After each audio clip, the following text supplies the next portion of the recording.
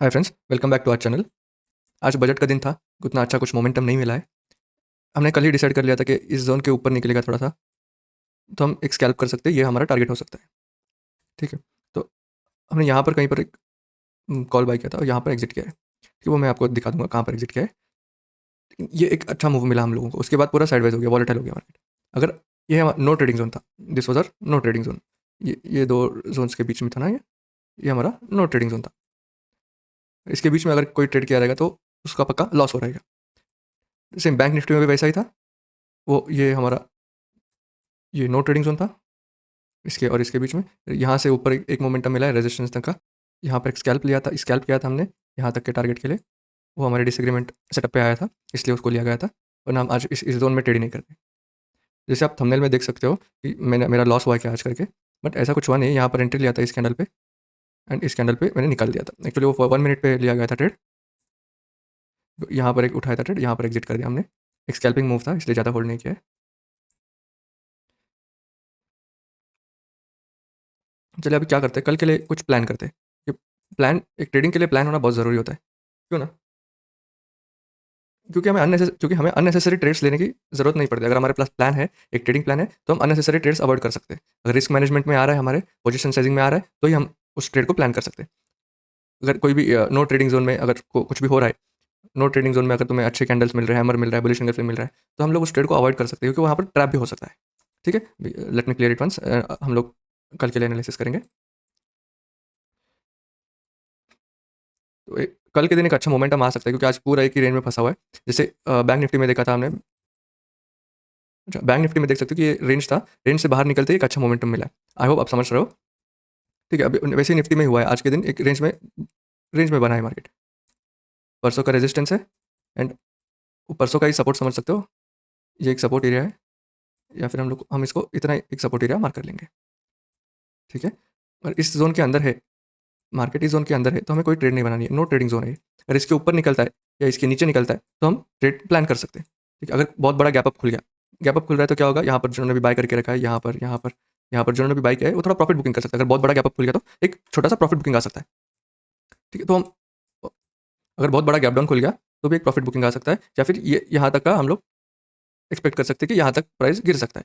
उसके बाद क्या देखना है हम लोग को, प्राइस एक्शन देके हम बाई कर सकते हैं, या अगर इसके नीचे निकल रहा है, तो हम लोग सेल भी कर सकते हैं।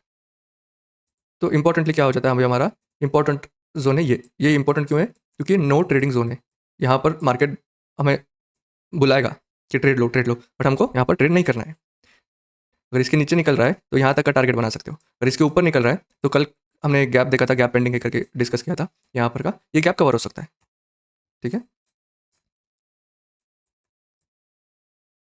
एंड इसके इधर नीचे ऊपर जाके थोड़ा टाइम स्पेंड करके 12 बजे के बाद, 12:30 बजे के बाद अगर ब्रेकआउट दे रहा है, तो एक अच्छा मोमेंटम आ सकता है। सेम सिमिलरली यहाँ पर क्या होगा, यहाँ पर अगर अगर कल के दिन टाइम स्पेंड करके नीचे निकल रहा है, तो भी एक अच्छा मोमेंटम हमें मिल सकता है।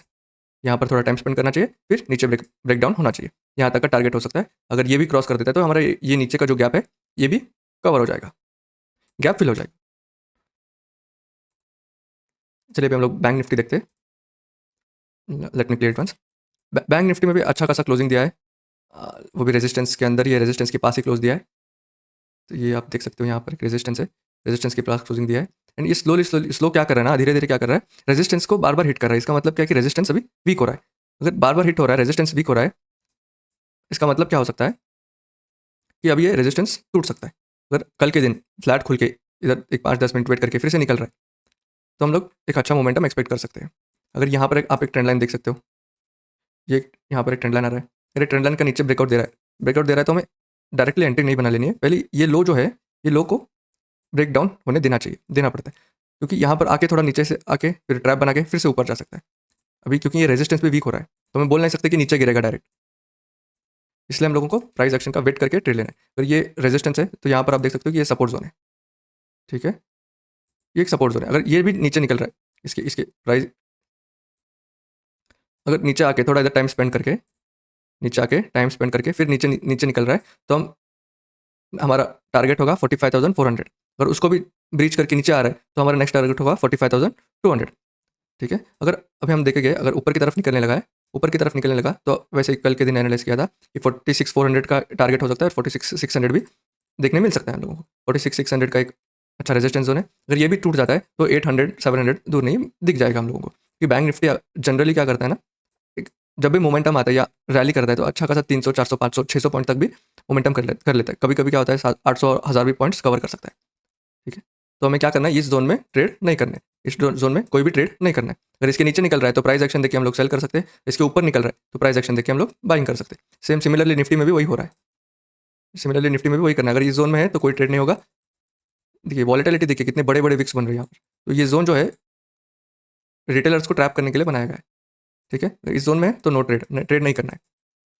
अगर इसके ऊपर निकल रहा है तो हम ट्रेड कर सकते हैं, प्राइस एक्शन देख के हम लोग ट्रेड बना सकते हैं। अगर इसके नीचे थोड़ा टाइम स्पेंड करके थोड़ा नीचे निकल रहा है फिर हम लोग प्राइस एक्शन देख के भी ट्रेड कर सकते हैं। बट ये डायरेक्ट ऊपर निकलेगा तो हम लोग नीचे के एंटिसिपेट कर सकते हैं, नीचे के लिए डाउन साइड के लिए, क्योंकि वहाँ पर ट्रैप भी हो सकता है। ये पहले थोड़ा धीरे धीरे जाना चाहिए, पहले स्लो ऊपर जाना चाहिए, फिर यहाँ पर थोड़ा टाइम स्पेंड करना चाहिए, फिर 12:30 बजे 12:30 या 1 बजे के बाद फिर से ये अप साइड के लिए ब्रेकआउट होना चाहिए। अगर डायरेक्टली ब्रेकआउट कर रहा है तो कम क्वांटिटी में प्राइस एक्शन देके हम लोग बाय कर सकते हैं। सिमिलरली नीचे अगर इधर टाइम स्पेंड करके फिर नीचे उतर रहा है तो हम लोग क्या कर सकते हैं, प्राइस एक्शन देके हम लोग सेलिंग या पुट पोजिशन में एंट्री बना सकते हैं। Thank you for watching guys. अगर वीडियो अच्छा लगा है तो लाइक करना, सब्सक्राइब करना, शेयर करना एंड बेल आइकन दबा देना ताकि आपको अपडेटेड वीडियोस का जल्दी से नोटिफिकेशन मिल जाए। Happy trading, thank you.